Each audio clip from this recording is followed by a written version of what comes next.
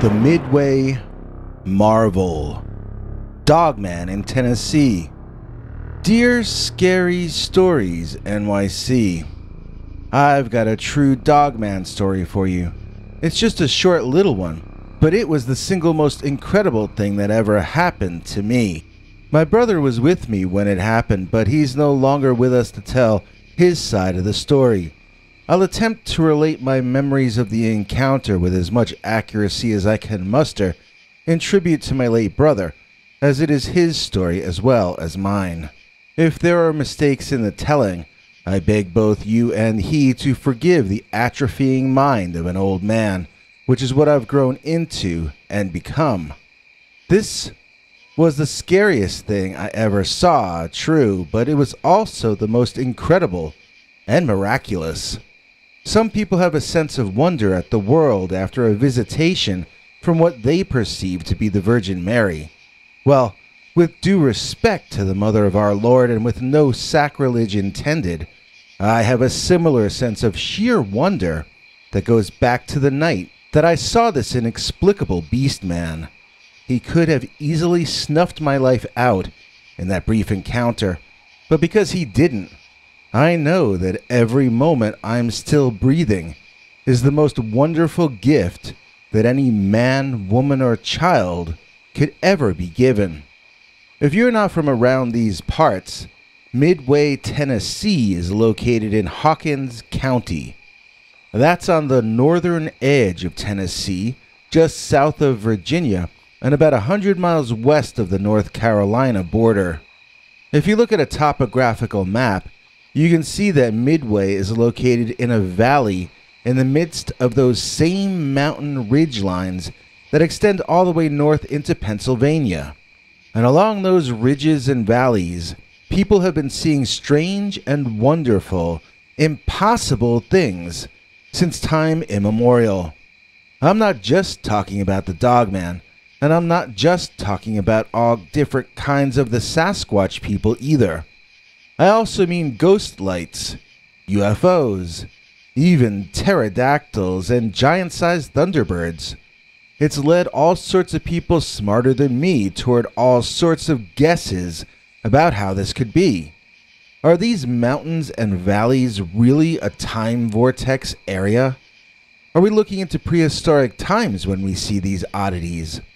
Or are prehistoric creatures able to slip through into our world due to the unique qualities of the geology or landscape? Is there something different about the gravity or magnetism of mountains and ridges that can play with the very nature of time itself? Or is there something even wilder at work in these places? All I know is that growing up where I did, I felt a deep sense of wonder and amazement at the entire world, and I still to this day wake up each morning knowing that literally anything is possible on every single day. And a huge reason for that sense of wonder stems from the fact that I survived my encounter with the Midway Marvel, or the Dogman of Midway. We do have some patches of woods around here, but not ones large enough to sustain a creature such as what I saw.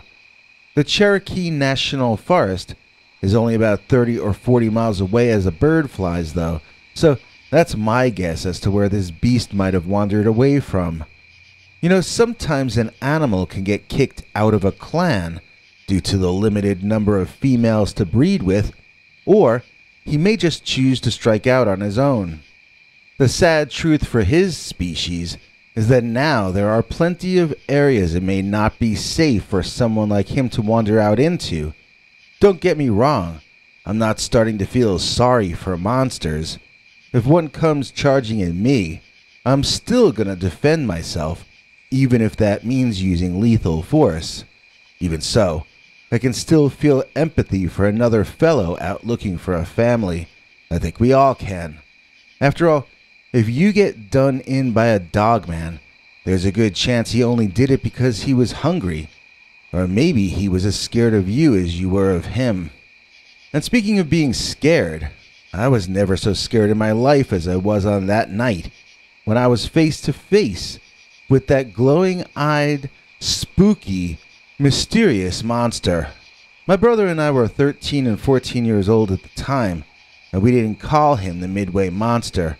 We called him the Midway Marvel. He was a wonder to behold.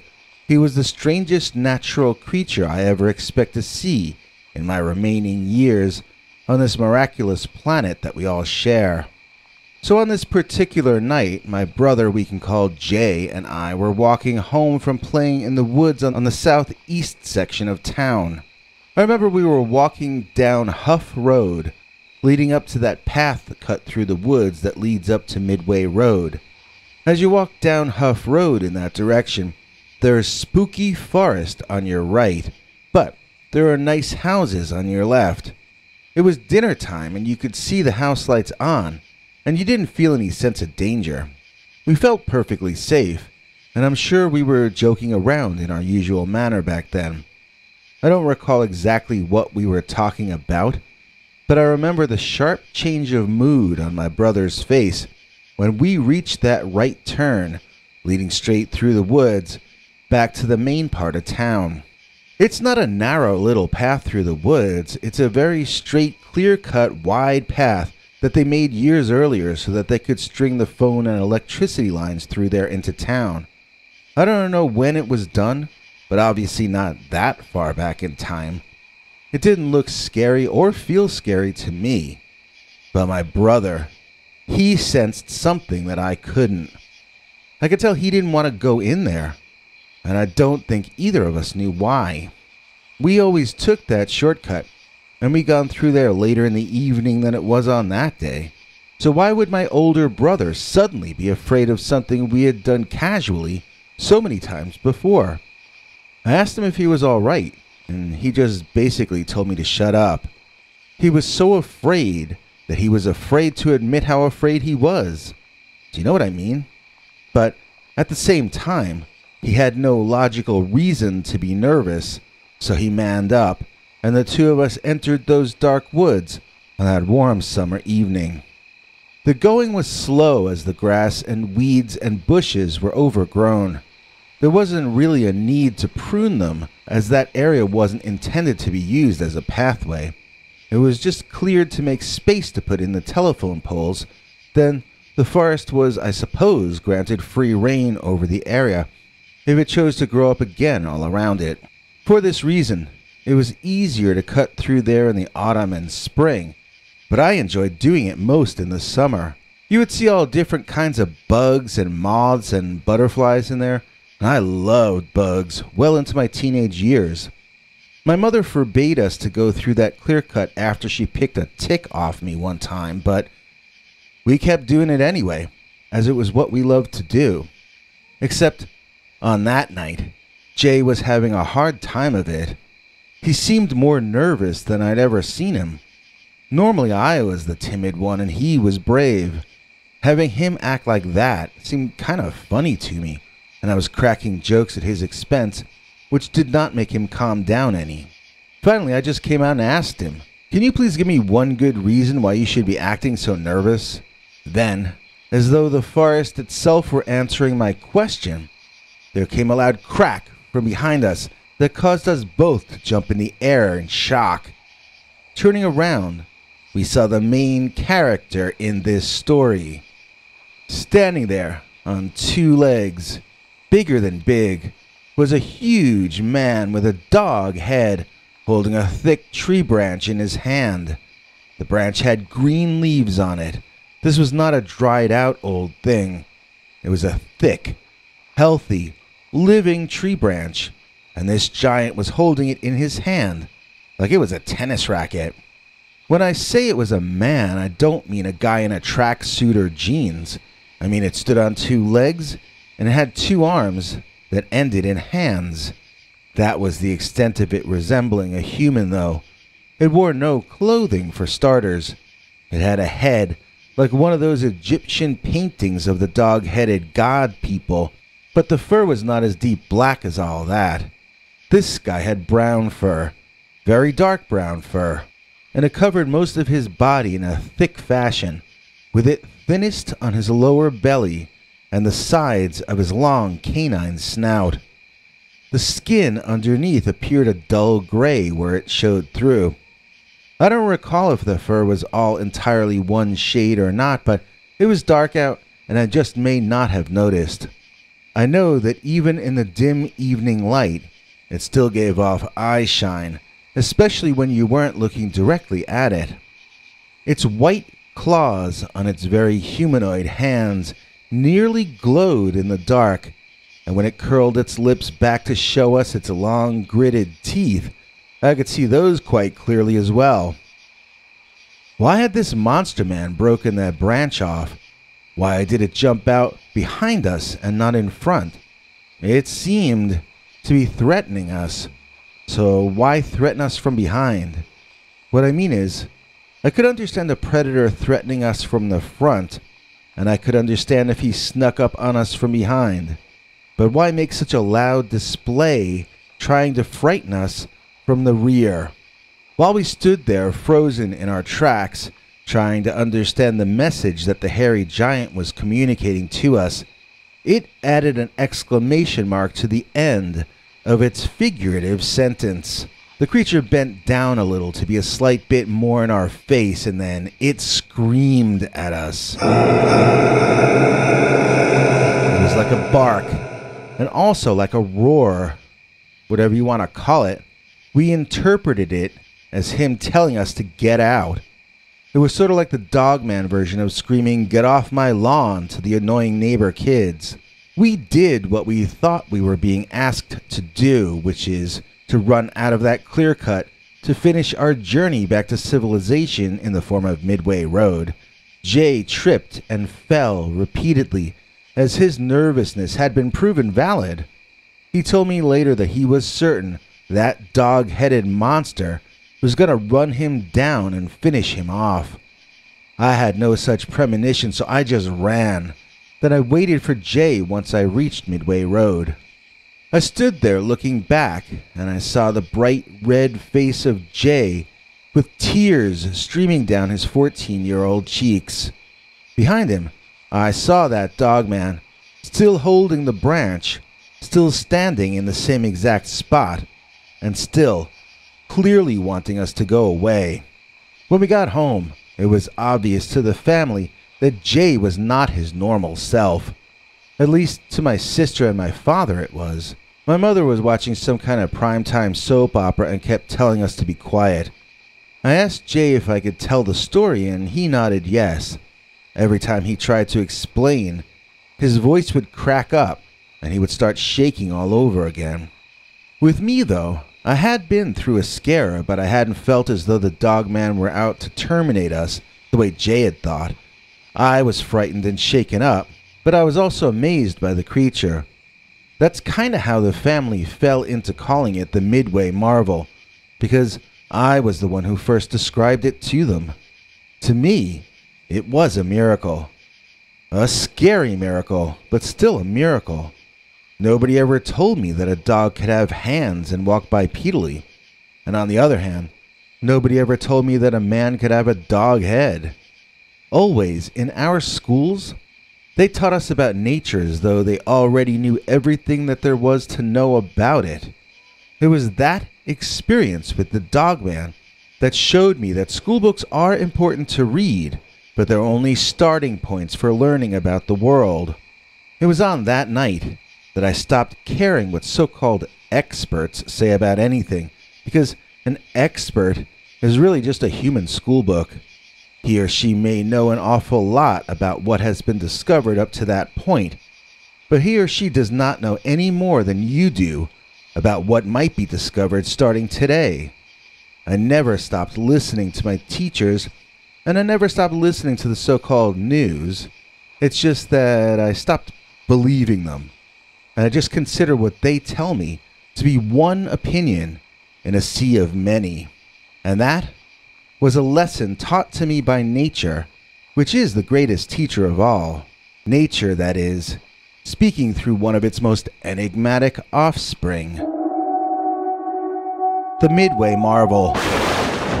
Don't go anywhere, we got another Dogman story in a second, but first, ladies and gentlemen, it's our honor to reintroduce Mr. Greg Connor. To become a channel member won't cost an arm and a leg. If you don't believe us, then just ask Greg. Please join us in thanking Greg Connor for making this episode possible. In return, we share with him our weekly secret uncensored stories far too wild to run on this channel. Did you know you can join for only 99 cents a month? You won't get access to our 21 hours of archived videos, and you won't get to view our shows in advance like some of those at higher levels. But the 99-cent level or the $1.50 level at peterbernard.com will allow you to see our Sunday secret stories available nowhere else. Our spokesdog, Henry Lee Dogman, will be along at the end of this show to explain it all in more detail. But now, let's jump into our next Dogman story, which we call I Saw a Wounded Dogman. Dear Scary Stories NYC. When I was a teenager, my friend and I stumbled into a cave in the woods and discovered a dogman that seemed to be about to pass away. It was clearly still alive, but it seemed weak, and I'm not sure it even noticed we were there. This was a long time ago. I guess maybe it happened in the late 80s or early 90s. We lived in Tennessee at the time, near Gatlinburg, which is not too far north of the Great Smoky Mountains National Forest. My childhood buddy, whose name I forget, so let's call him Carl, and I were messing around in the woods and discovered the cave entrance behind some tall bushes completely by accident. We, of course, went right inside, as boys will do, and in the dim lighting inside there, we saw this big, hairy beast laying on his back. He didn't look comfortable, as though he were sleeping. He looked more like he had fallen backwards into his position. We could see his chest heaving up and down, so we knew he was alive, but the wheezing sound he was making did not give us the impression that he was healthy at all. In fact, he sounded a lot like my grandfather had when they hooked him up to life support equipment just before he left us for the next world. The creature's apparent state of incapacity gave us the nerve to circle around him a bit and get a better view of what we were seeing. Mind you, we never got any closer than maybe 15 or 20 feet away, and we were always prepared to slip away should he sit up or present any other kind of threat to us. This was a gray, furry creature, like a wolf, but much larger. It laid on its back the way a human would. It was not curled into a circle or in any other position that I would associate with the way various animals lay down. It did not resemble a bear, but it was at least as large as one. The animal had a dog-like head, or a wolf-like head I should probably say. Yet its chest and arms were more like those of a very big man. I think it had man-like legs too, but covered with thick gray fur. It was hard to tell what he might look like if he had the strength to stand, because as it laid there, I have to admit, it looked somewhat deflated. This poor creature had seen better days, and it looked like it was not long for this world. I remember being torn between wondering if we were in danger being where we were, and wondering if there might be something we should be doing to help this creature out. We didn't feel confident enough to get any closer, though, and we didn't know what, if anything, we could do to help it. So I suggested we go get my father and lead him back to that cave with us. Carl accepted this idea, as we were closer to my house than to his, and so off we went back to see my parents. I remember we dropped M&Ms on the ground as we left the woods, hoping they would help us find our way back. Mom was against the idea, but Daddy was curious, so he armed himself and told us to lead him back into the forest to find this cave we were talking about. Well, we hardly saw any of our candies on the ground. Maybe squirrels or something grabbed them up, but we did find the cave entrance, and we all climbed back inside. There was no Dogman inside that cave. Carl and I ran over to the spot where it had been laying, and we insisted that we weren't lying. We couldn't find any blood or any evidence at all that anything had been there, but my daddy believed us anyway because he had raised me to be honest. We asked him if maybe we should wander deeper into the cave to try to find the creature. After all, in his condition, he couldn't have gone too far. My father thought about it, then shook his head no. There's 3 ways I think this might have gone, he told us. The first one is that the dog-headed beast found himself a spot where he thinks he can defend himself. A wounded or sick beast is a dangerous one, and we wouldn't want to get ambushed by him whether he was sick or not. The second possibility is that he's part of a social species, in which case some of his brothers may have come in and carried him off. In that case, we'd never find him in a million years. The third possibility in my mind is that he crawled off someplace to die, as animals tend to do. In any of those 3 cases, I believe we owe him the respect of allowing him to pass on in peace. You need to always treat others as you would want them to treat you, boys. That's the most important rule of the Bible, and the most important lesson you can learn in life. So we left that cave, never to find out what happened to the Dogman. And yet, my father made sure we knew that there are some things more important than satisfying your own curiosity, such as showing respect and behaving with honor. And if the spirit of that creature can hear this, I thank him for allowing us to see him in those brief moments, so that we all grew up knowing that there are more things in this world than will ever be included in even the most up-to-date science website. No matter how much we learn, we'll never do much more than scratch the surface in terms of understanding this remarkable blue marble spinning around the sun. The Dogman and all the mystery cryptids out there help remind the human race to stay humble. For that, we owe them a debt of thanks and a constant showing of respect. Those are the lessons I learned on the day when I saw a wounded Dogman. Thanks for watching till the end. If you liked what you saw, please consider clicking like on the video or sharing it with your friends and family that you think might also be interested. If you would like to see more of our work, please consider subscribing and hitting that bell icon next to the subscribe button so that YouTube will alert you when we put out a new video. To become a channel member and gain access to our special perks, you can click that join link under each of our videos. Another option is to join our PayPal subscribers club at peterbernard.com. You can join for as little as 99 cents on YouTube or $1.50 at peterbernard.com, and that gains you access to our weekly secret uncensored episodes. If you'd like to see our 21 hours of archives of uncensored Dogman stories, then please join at the $3 level or above. To get to watch our shows in advance of the public, please join at our $10 level.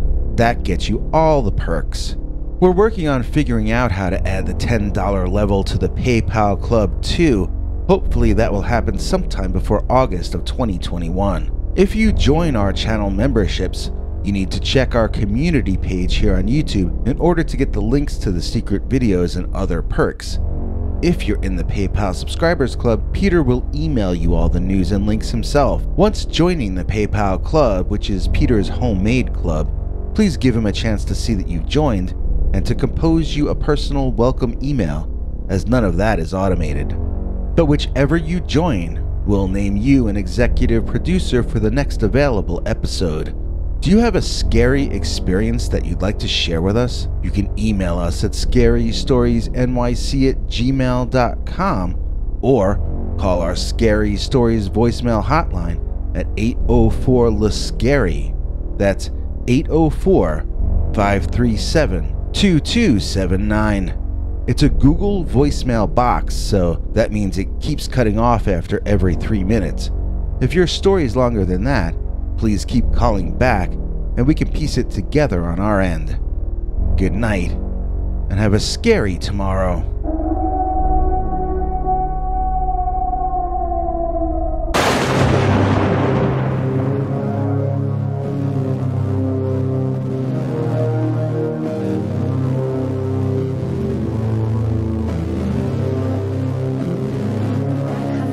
Come back for more scary stories.